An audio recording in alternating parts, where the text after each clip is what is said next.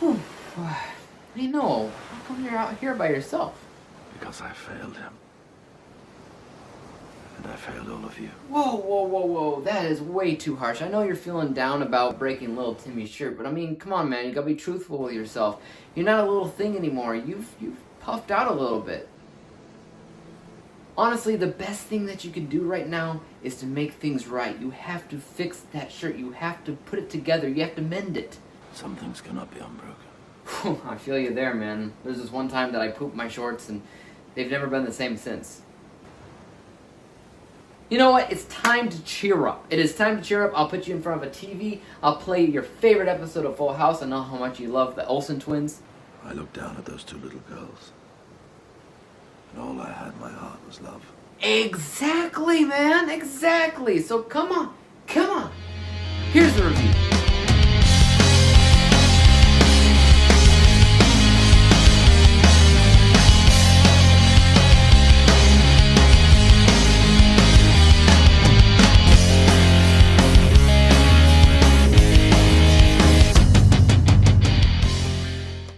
What's up and welcome back to Interpreting the Stars, where today I am joined for the first time ever on my channel by none other than Jacob Martin to talk about the 2014 film Noah. Now, I've been over on Jacob's channel in the past, but this is the first time he's ventured over to my side to talk about a movie. And I'm really interested in hearing his thoughts on this one from his perspective since he's a Christian film reviewer. And Noah is a film that can tend to upset you depending on how strong your faith is. I consider myself to be agnostic, but raised as a Christian, so I typically don't mind watching Christian movies.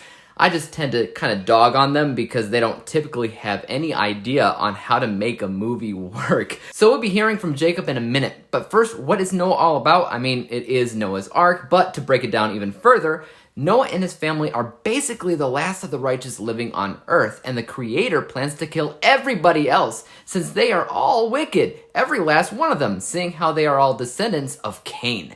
How's the Creator gonna do this? With a flood covering the entire planet. All Noah has to do is build a massive ark that can hold not only himself and his family, but also two of every animal on the planet. So this is an incredibly recognizable story, first of all, but one of the reasons that I once called this a masterpiece, and somewhat still do, is because it's one of the very few religious-themed films out there that feels like a movie. I've said it before, I'll say it again. The Bible is without a doubt filled to the brim with incredible stories. I mean, Noah's Ark is an end-of-the-world apocalyptic story. It is. So why wouldn't a movie about Noah's Ark feel like an epic apocalyptic thing?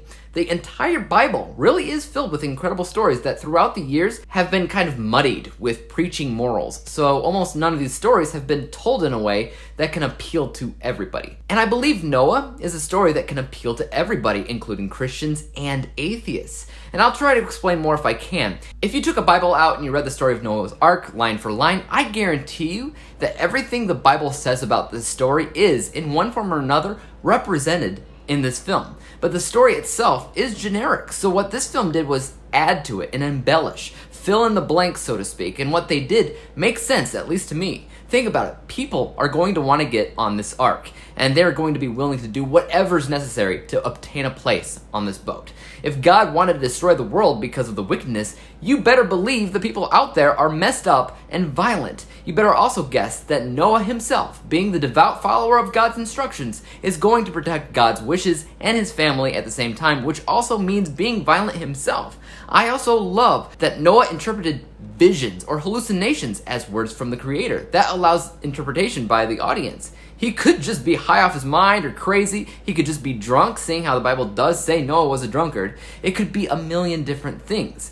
But the way they presented it in the movie was really smart, really cool, and incredibly gorgeous. I also want to say one more thing before I hand it off to Jacob. This film mixes the ideas and theories of creationism and evolution into one thing. There's a speech about midway throughout the movie where Noah does this whole in the beginning thing, but the following montage uses images of the Big Bang, of evolution, of millions of years passing by as the 7 days spoken about in Genesis. And there's only one other movie that I can think of that presented this idea as a possibility for the creation of the universe versus an adversarial way of thinking. I just thought that was interesting, but I will hand it off to Jacob now.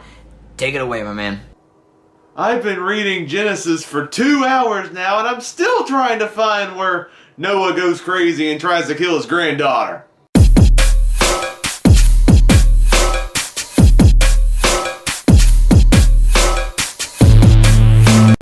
What's going on, YouTube? Friends of Dave from Interpreting the Stars, and to all his subscribers. If you don't know who I am Jacob Martin. I have a channel of my own. I do movie reviews, TV reviews, ranking videos, and other fun stuff along the way. I'm sure Dave will leave links to my channel in the description below. If you want to check me out, that is perfectly fine after watching this video. This is the first collaboration that I've done with him over on his channel. I did a collaboration with Dave over on my channel not too long ago. We talked about the 1989 comedy Little Monsters. Today over on his channel, what did he ask me to review on his channel? Noah from 2014. Noah, of course, is directed by Darren Aronofsky, a very fascinating filmmaker. He's created a lot of these very thoughtful, very controversial, artsy type dramas. He's made some great films, don't get me wrong. He's done films like Black Swan and The Wrestler, which are fantastic films. And he's made just some very weird movies that I don't know what to comprehend sometimes, like Mother. Noah, of course, is his adaptation of the classic Bible story about Noah, a righteous man called by God to protect his family and all the animals of the earth from an impending flood. And this is a very interesting movie. I've seen this film 3 times in my life. I saw it in theaters, I watched it one other time, and I watched it now for this collab video. And this movie has always fascinated me because there's so much in this movie that you have to just sit back and pay attention to. There's a lot of complex themes throughout this entire movie about the struggle of the human spirit and the power of God at play.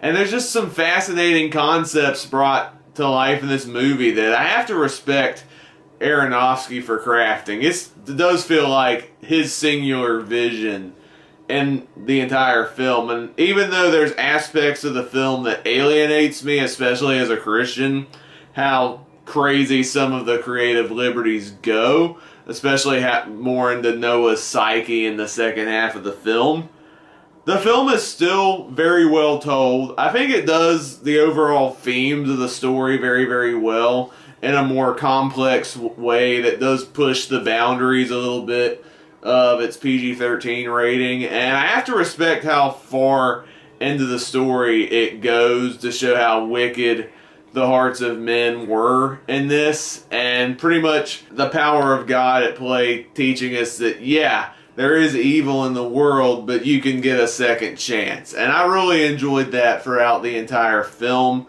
The movie is visually beautiful throughout. There's some great cinematography in this, the locations that are on display, the visual effects, and the CGI is blended very, very well. It's got a great score in there, and it's got a phenomenal cast, where you got Russell Crowe as Noah, Jennifer Connelly as his wife. You also got Anthony Hopkins, Ray Winstone, Emma Watson in there. Just a great cast all around who provide great things with their roles. Again, this is a movie that I see why a lot of people, especially in the religious community, hates this film. This isn't the most traditional telling of the Noah story you'll find.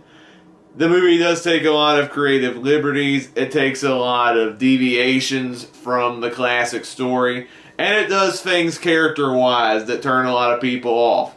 I get it. Noah goes a little crazy in the second half of the film. It is a little off-putting. I'll admit that. But I get what Aronofsky was going for. He was trying to elevate the story a little bit, add a little bit of complex, profound themes in there about the human condition.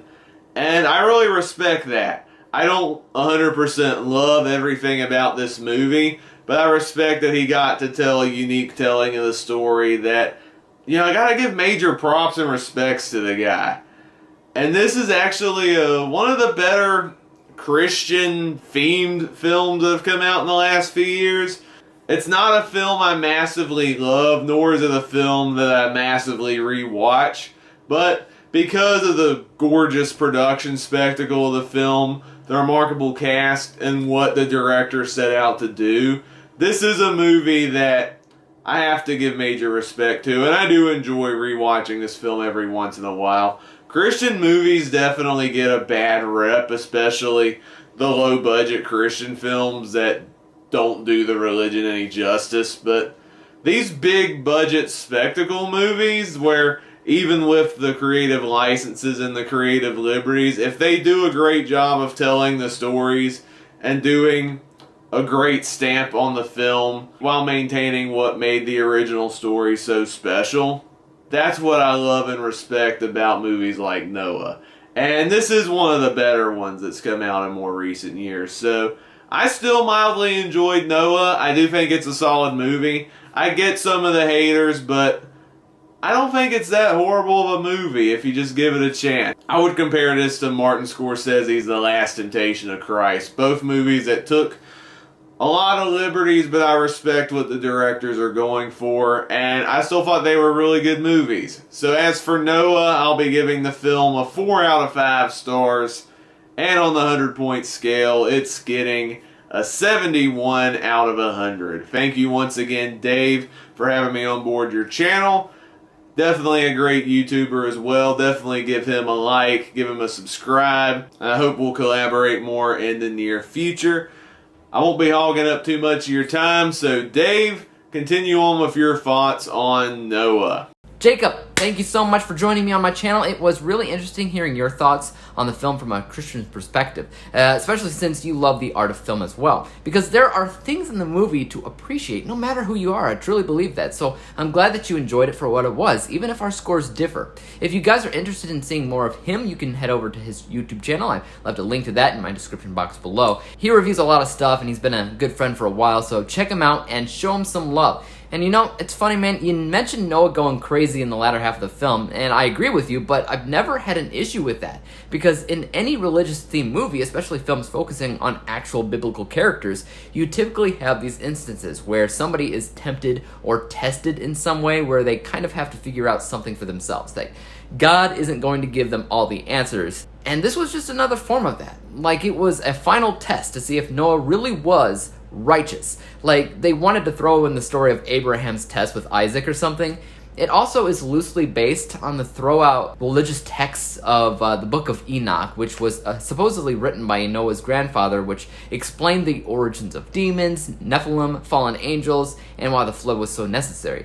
You'll have noticed that I didn't have anything bad to say. And that's because I still think this is a solid film that mostly feels pretty perfect. The acting is incredible. The vision of the director is unique and memorable. The original take on how creation can work with evolution was awesome. The production, costume, and set designs worked wonders and transported me back to a time when there weren't really that many people on Earth yet, and I can't not praise the fact that they took this classic story out of a religious text and didn't preach to the audience. They just told a story, and it worked really, really well. Let's take a look at my final rating from an unbiased technical level. I love a lot of what's going on in this movie. I've already mentioned the visuals, acting, production design, set designs, costume designs, originality of how they approached this overdone story, but I also want to mention that this film did a remarkable job separating all these different characters and giving them all a reason to be there. It gave them all a purpose, a drive. It wasn't just Noah doing this thing because it's Noah's Ark.